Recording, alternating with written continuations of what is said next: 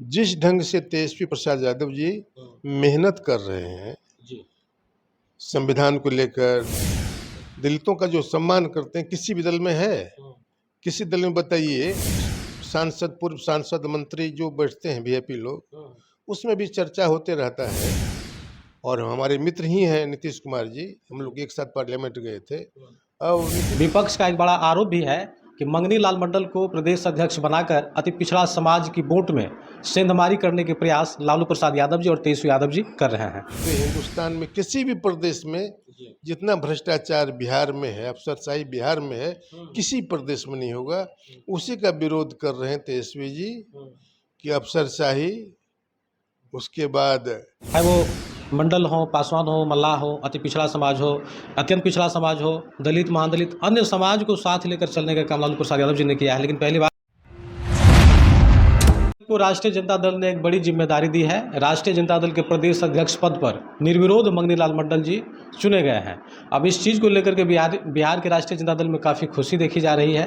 तो कहीं विपक्ष का एक बड़ा आरोप भी है कि मंगनी लाल मंडल को प्रदेश अध्यक्ष बनाकर अति पिछड़ा समाज की वोट में सेंधमारी करने के प्रयास लालू प्रसाद यादव जी और तेजस्वी यादव जी कर रहे हैं। आखिर मंगनी लाल मंडल जी कौन है और इससे पूर्व में बिहार की राजनीति में उनकी क्या कुछ योगदान रही है, उन तमाम विषयों पर हम बात करेंगे। लेकिन उससे पहले हम जानकारी दे दें, कभी हमारे साथ कोसी सीमांचल के सबसे बड़े लोकप्रिय, चर्चित, जाने माने चेहरे सुखदेव पासवान जी हैं, जो लगातार पाँच बार सांसद भी रहे हैं। आप इन्हें जान रहे होंगे, इनसे हम बातचीत करेंगे। सर, सबसे पहले तो बहुत बहुत स्वागत है। चलिए, धन्यवाद जी। मंगनी लाल मंडल जो राष्ट्रीय जनता दल पार्टी से प्रदेश अध्यक्ष चुने गए हैं सर, तो पहले तो ये जानना चाहेंगे, बहुत लोगों के दिमाग में जहन में ये भी होता है कि आखिर मंगनी लाल मंडल है कौन? कौन है सर मंगनी लाल मंडल? माननीय मंगनी लाल मंडल जी, जब हम एमपी भी नहीं थे उस वक्त युवा लोक दल के बिहार के अध्यक्ष रह चुके हैं, जबकि बिहार झारखंड एक था। और जितना आज तक हमको मंगलाल मंडल के मुकाबले आज तक कोई संगठन करता नहीं मिला कि इस ढंग से कोई कार्यकर्ता संगठन कर सके प्रदेश में। मंगलाल मंडल जी को प्रदेश जब ज्वाइंट था झारखंड और बिहार, ऐसा कोई जिला और प्रखंड का नहीं था जो वर्कर से उसका व्यक्तिगत संबंध रहा, चाहे प्रखंड अध्यक्ष हो, चाहे जिला अध्यक्ष रहे, सबसे उनका व्यक्तिगत संपर्क रहा। आज तक हमको जो व्यक्तिगत अनुभव है, मंगनीलाल मंडल जी की तरह किसी भी दल में आज के दिन प्रदेश अध्यक्ष नहीं है। ग्रास रूट का आदमी है और जो संगठन करता है उसमें क्षमता है। आज के दल में किसी भी बिहार के राजनीतिक जितने भी दल हैं, किसी में ऐसी क्षमता नहीं। आप सर पहली बार सांसद कब बने थे? हम तो 89 में बने। 89 से पहले ही मंगनी लाल मंडल राजनीति में सक्रिय है? हाँ, नहीं तो 80 के दशक, नहीं तो 70 के दशक से ही शुरू थे। युवजन सभा में थे पहले, और युवजन सभा के बाद जयप्रकाश का आंदोलन शुरू हुआ, तो उसके बाद ये आए आंदोलन में। उसके बाद यह लालू जी के बहुत घनिष्ठतम लोगों में से एक रहे हैं, तो मैं तो उसी वक्त से मैं जानता हूँ उसको। इससे पूर्व में वो किस किस पार्टी में सेवा कर चुके हैं सर? अभी तो फिलहाल राष्ट्रीय जनता दल के प्रदेश अध्यक्ष बनाए गए हैं। इससे पूर्व में किन किन दलों में उन्होंने काम किया है? जहाँ तक मुझे जानकारी है, अधिकांश तो आरजेडी के साथ रहे, कुछ समय के लिए चले गए होंगे दूसरे दल में, लेकिन अधिकांश वो राष्ट्रीय जनता दल के साथ रहे। लालू जी को उसका व्यक्तिगत संबंध बहुत पहले से है। तो मंगनी लाल मंडल का जो है करीबन 55 से 60 वर्ष उम्र भी देखा जा रहा है। इस उम्र में बिहार में लगभग 50 से 55 वर्ष तो उनकी उम्र होगी। अभी जी अभी तो 75 प्लस होगा। 75 प्लस है, 75 वर्ष के हैं। तो सर, इस 75 वर्ष की उम्र में राष्ट्रीय जनता दल ने एक बड़ा भरोसा उस पर जताया है, प्रदेश अध्यक्ष उसको चुने हैं, बनाए हैं। तो इतनी बड़ी जिम्मेदारी को कैसे निभाएंगे वो? काहे नहीं, उसमें जो अभी भी क्षमता है, हमसे मुलाकात होती रहती है पटना में, दिल्ली में भी, इसमें जो एक्टिविटी आज के दिन भी जो है उसका जवाब नहीं है। स्मरण शक्ति हो, एक्टिविटी हो, संगठन में जो कैपेसिटी होना चाहिए, यह हर तरह का उसके पास क्षमता है संगठन करने का, और पूरा अनुभव है संगठन का। हालांकि राष्ट्रीय जनता दल पार्टी ने खास करके लालू प्रसाद यादव जी ने हर समाजों को सम्मान दिया है, चाहे वो मंडल हो, पासवान हो, मल्लाह हो, अति पिछड़ा समाज हो, अत्यंत पिछड़ा समाज हो, दलित, महादलित, अन्य समाज को साथ लेकर चलने का काम लालू प्रसाद यादव जी ने किया है। लेकिन पहली बार अति पिछड़ा समाज के प्रदेश अध्यक्ष बनाया है। तो क्या लगता है कि आने वाले आगामी जो विधानसभा का चुनाव लगभग 5 महीने बाद होना है बिहार में, तो इस चुनाव पर कितना प्रभाव डाल पाएंगे मंगनीलाल मंडल जी? अति पिछड़ा समाज के वोट को कन्वर्ट कर पाएंगे राष्ट्रीय जनता दल में? सुनिए, मैं एक बात बता दूं आपको। जी बहुत लोगों को, आपको भी जानकारी नहीं होगा, बहुत लोगों को जानकारी नहीं है। जी। जब राष्ट्रीय जनता दल का बना, उसके बाद से पासवानों में कमल पासवान को प्रदेश अध्यक्ष बनाया, दलित चेहरा में। दलित चेहरा में। जी। उसके बाद पीतम्बर पासवान जी को, वो बिहार में मंत्री रहे, सेंट्रल में लोकसभा में सदस्य रहे, उसको भी बनाए आपको अध्यक्ष राष्ट्रीय जनता दल के। उसके बाद शिवनंदन पासवान थे, जो विधान परिषद के उपाध्यक्ष, उसको बनाए। इसीलिए पासवान के प्रति उनका, शेड्यूल कास्ट के प्रति शुरू से उसका झुकाव रहा है उसके प्रति। जगदानंद सिंह जो इससे पहले प्रदेश अध्यक्ष थे राष्ट्रीय जनता दल के, तो इस जगह पे मंगनीलाल मंडल को हालांकि बनाया है, तो क्या किसी मुस्लिम समाज को भी आगे कर सकते थे? आखिर मुस्लिम समाज को प्रदेश अध्यक्ष क्यों नहीं बनाया गया? कुछ मुस्लिम समाजों का भी ऐसा आरोप देख रहे हैं कि सोशल मीडिया में उठ रहा है। देखिए, मुस्लिम समाज या दलित समाज हमेशा लालू जी सम्मान दिए हैं, और मुस्लिम समाज को भी हमेशा मंत्री के पद, जब सरकार में थे तेजस्वी जी, तो फिनांस मिनिस्टर थे आपको अब्दुल बारी सिद्दीकी।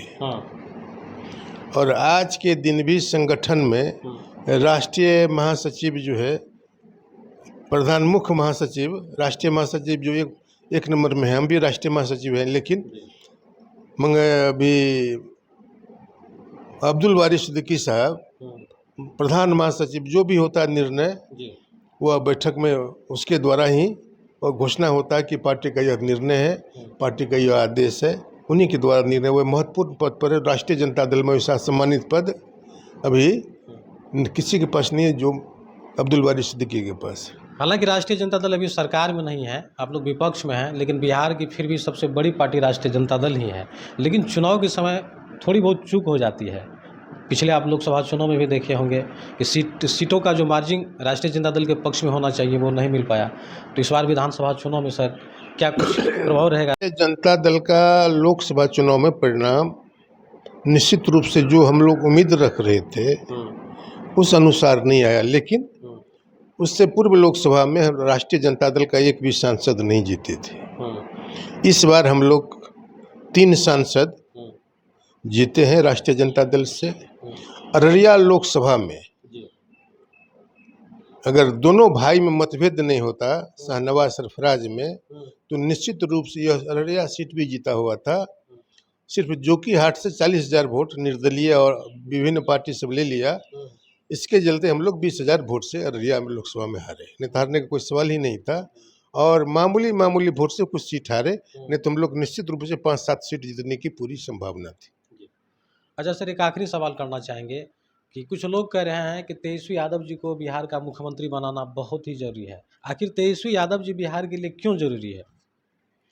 देखिए, हम राष्ट्रीय स्तर भी जब पार्लियामेंट में बैठते हैं सेंट्रल हॉल में, तो उस समय जो सांसद, पूर्व सांसद, मंत्री जो बैठते हैं वीआईपी लोग, उसमें भी चर्चा होते रहता है कि तेजस्वी यादव इस ढंग के यूथ में, युवा नेता जो आजकल उभरे हैं, इसका मुकाबला किसी भी राष्ट्रीय स्तर के यूथ में ऐसा नहीं है। जो इसमें जो क्षमता है, जो एक्टिविटी है, जो बोलने की कैपेसिटी है, वो किसी में नहीं है। ये प्रदेश सेंट्रल में इसका चर्चा होते रहता है। निश्चित रूप से जिस ढंग से तेजस्वी प्रसाद यादव जी मेहनत कर रहे हैं संविधान को लेकर, संविधान बचाओ, आरक्षण बचाओ इत्यादि विभिन्न समस्याओं को लेकर, बिहार में जो समस्या आज के दिन जो है, क्राइम का तो कोई सीमा ही नहीं रहा, वह सारा रिकॉर्ड ब्रेक कर दिया है। उसके बाद भ्रष्टाचार, हमको नहीं लगता है कि पूरे हिंदुस्तान में किसी भी प्रदेश में जितना भ्रष्टाचार बिहार में है, अफसरशाही बिहार में है, किसी प्रदेश में नहीं होगा। उसी का विरोध कर रहे हैं तेजस्वी जी कि अफसरशाही, उसके बाद भ्रष्टाचार इत्यादि को लेकर हमेशा दिन रात अनवरत संघर्ष करते रहते, पूरे बिहार भ्रमण करते रहते हैं। तो निश्चित रूप से इससे अच्छा मुख्यमंत्री बिहार में अब होने वाला नहीं है। और हमारे मित्र ही हैं नीतीश कुमार जी, हम लोग एक साथ पार्लियामेंट गए थे। अब नीतीश कुमार जी का हमको भी देख रहे हैं, इसको क्षमता जो है पब्लिक में भी काफ़ी इसका ग्राफ गिरा है। बोलने का जो होना चाहिए क्षमता, जो सहानुभूति, कभी कभी इस ढंग से भी बोलते हैं कि लोगों को भी अपने आप में शर्मिंदा होता है कि ऐसा क्यों बोल रहे हैं। एज फैक्टर है, एज फैक्टर तो कोई खास नहीं है, 73-74 उम्र होगा, लेकिन फिर भी इस उम्र में जो बहकते हैं बोलने में, अनबैलेंस्ड तरह से बोलते हैं, उसको नहीं बोलना चाहिए। इसीलिए तेजस्वी यादव से अच्छा कोई मुख्यमंत्री आज के दिन में बिहार में होने वाला नहीं है। एक और सवाल लेना चाहेंगे सर। इस बार लालू प्रसाद यादव जी थोड़ा कंट्रोवर्सी में है। SC/ST आयोग ने एक नोटिस जारी किया है लालू प्रसाद यादव जी को।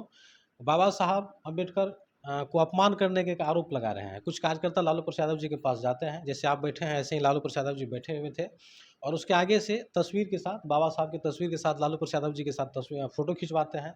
अब उसको विपक्ष कह रहे हैं कि अम्बेडकर साहब की तस्वीरों को पैर पे रखवाया गया है, इसका अपमान हुआ है, इसलिए लालू यादव जी को माफ़ी मांगना चाहिए। इसको किस दृष्टिकोण से देखते हैं आप? ये तो बेतुका बयान है, बेतुक का बयान है। बेतुका लोग पूछते हैं लालू जी से, हम भी देखे हैं टीवी पे, हम भी देखे हैं। एक तरफ लालू जी बैठे हुए, एक तरफ बाबा साहब का भी फोटो बड़ा साइज में रखा हुआ है। इसको अपमान करने का सवाल है, जिसको कोई मुद्दा नहीं है, बेतुक का मुद्दा है, बेतुक का मुद्दा करते हैं। अरे साथ में बगल में हम रखें, किसी का फोटो रखे हैं, तो रखने से अपमान हो जाता है क्या? जितना मान सम्मान राष्ट्रीय जनता दल, लालू प्रसाद यादव, तेजस्वी प्रसाद यादव, राष्ट्रीय जनता दल के लोग जो करते हैं, दलितों का जो सम्मान करते हैं, किसी भी दल में है? किसी दल में बताइए, राष्ट्रीय बीजेपी हो, जनता दल हो, कौन कौन कितने लोगों को बनाया है, कैटो शेड्यूल कास्ट को बनाया है प्रदेश अध्यक्ष? बताइए, आज तक बतावे। बिहार में चाहे नीतीश बाबू हो, चाहे भारतीय जनता पार्टी के जो लोग हैं, आज तक कितने शेड्यूल कास्ट के लोग बनाए हैं? बताए, एग्जाम्पल दे। वो लोग तो सिर्फ जिला से लेकर बड़े बड़े लोगों को, बुद्धिजीवी लोगों को बनाते, जो समाज में बुद्धिजीवी जाने जाते, उन लोगों को ज़्यादा महत्व देते हैं वो लोग। समय देने के लिए बहुत बहुत धन्यवाद सर। Thank you. तो देखिए, हमारे साथ आज बातचीत करने के लिए खास मेहमान के रूप में कोसी सीमांचल के सबसे बड़े लोकप्रिय और राजद के सीनियर लीडर सुखदेव पासवान जी थे। आप इस चेहरे को भली भांति जान रहे होंगे, जो लगातार इस कोसी क्षेत्र में 5 बार सांसद रहे हैं, और एक बड़ा अमीर छाप कोसी क्षेत्र में इन्होंने छोड़ रखा है। इसके विकास के कार्य आज भी लोग उसके नाम लेते हैं, सराहते हैं, चूँकि इसके कार्य क्षेत्र जो भी पहले अररिया और सुपौल था, यहाँ काफ़ी पैमाने पर विकास के कार्य इनके समय में किया गया था। जिनसे हमने बातचीत किया, मंगनी लाल मंडल जो प्रदेश अध्यक्ष राष्ट्रीय जनता दल से चुने गए हैं, उन विषय पे भी बातचीत किया, और अनेक तरह की बातचीत हमने इनसे करने का प्रयास किया। तो बहरहाल इस पूरी बातचीत को लेकर आप लोग कितना सहमत हैं, और सुखदेव पासवान जी के बातचीत को लेकर आप लोगों के जहन में क्या कुछ सवाल हैं, हमें कमेंट बॉक्स के माध्यम से अपनी राय जरूर दें। और देखते रहें अनोखा express news. Cameraman Nitish Kumar के साथ योगेश्वर पासवान, अररिया।